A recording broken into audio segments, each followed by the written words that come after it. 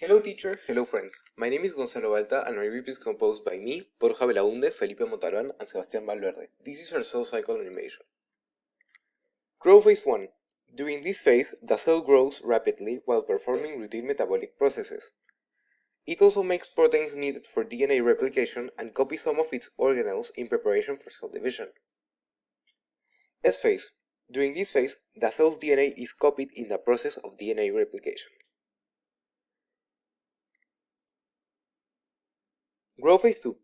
During this phase, the cell makes final preparations to divide and grows again.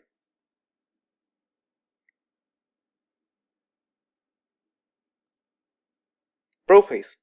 During prophase, chromatin condenses into chromosomes, and the nuclear envelope or membrane breaks down. In animal cells, the centrioles near the nucleus begin to separate and move to opposite poles of the cell.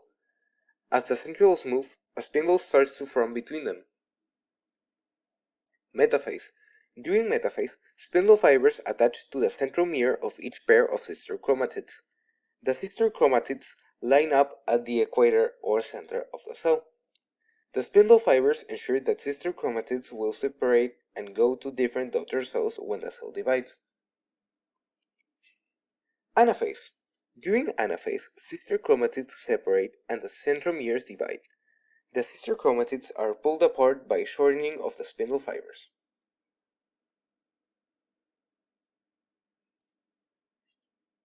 Telophase. During telophase, the chromosomes begin to uncoil and form chromatin. This prepares the genetic material for directing the metabolic activities of the new cells. The spindle also breaks down, and new nuclear membranes form.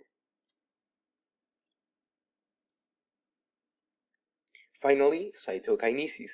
During cytokinesis, the cytoplasm splits into two and the cell divides.